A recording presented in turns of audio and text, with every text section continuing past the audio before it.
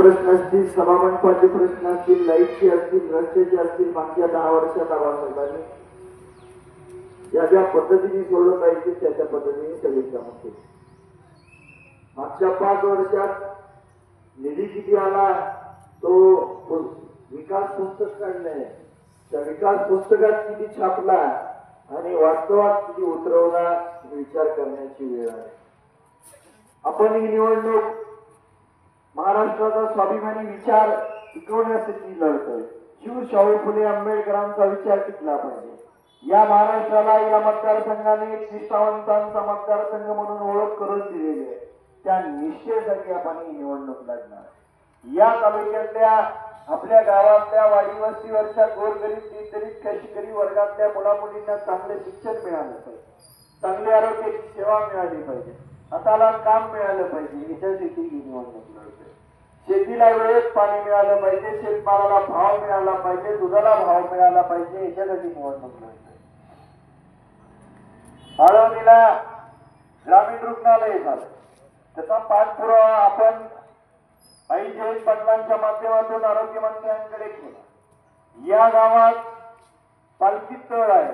निश्चितपणे भविष्य काळामध्ये या गावात प्राथमिक आरोग्य केंद्र होण्यासाठी आपण प्रयत्न करणार आहोत.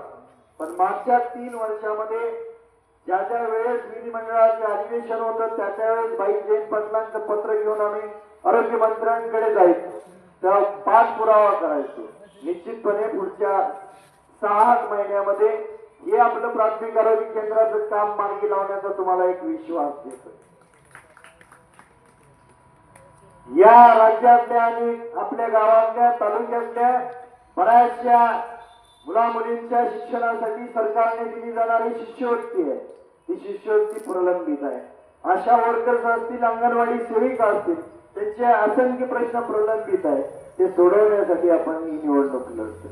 आपल्या तालुक्यातल्या आणि या गावातली काही तरुण सहकारी एमपीएससीची तयारी करत असतील, स्पर्धा परीक्षांची तयारी करत असतील, निश्चितपणे त्यांच्या त्या मागच्या 5 वर्षात ज्या ज्या वेळेस परीक्षा झाल्या, स्पर्धा परीक्षा झाल्या असतील, एमपीएससीच्या परीक्षा झाल्या असतील, त्या परीक्षा वेळेत झाल्या नाही.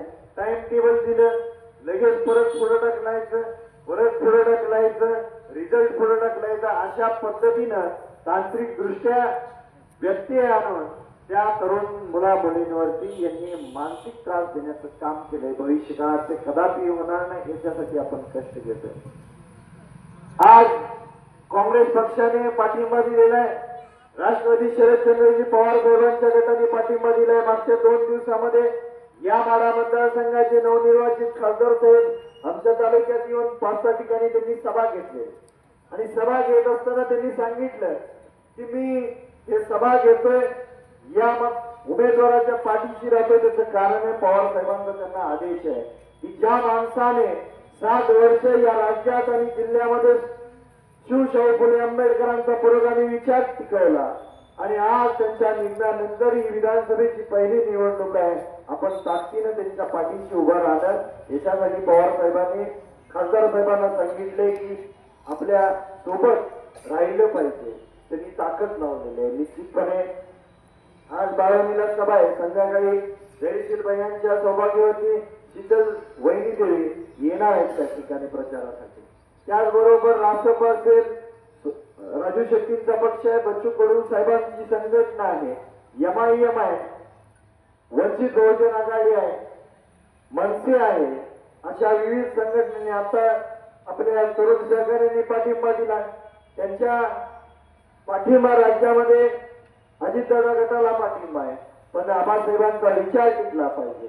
जो आबासाहेबांनी शिव शाहू फुले आंबेडकरांचा विचार जपला, तो विचार जपण्यासाठी या तरुणांनी आपल्याला पाठिंबा दिलाय. मी तुम्हाला एकच विश्वास देतो की आमच्या अडचणीच्या काळामध्ये आमच्यासारख्या तरुणांच्या पाठीशी आपण ताकदीनं उभा आहात.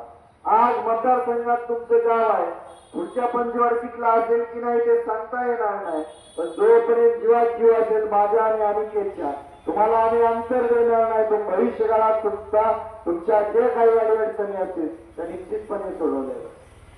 या गावात आणि या 15 गावात बरेचसे गट तट आहेत. प्रत्येक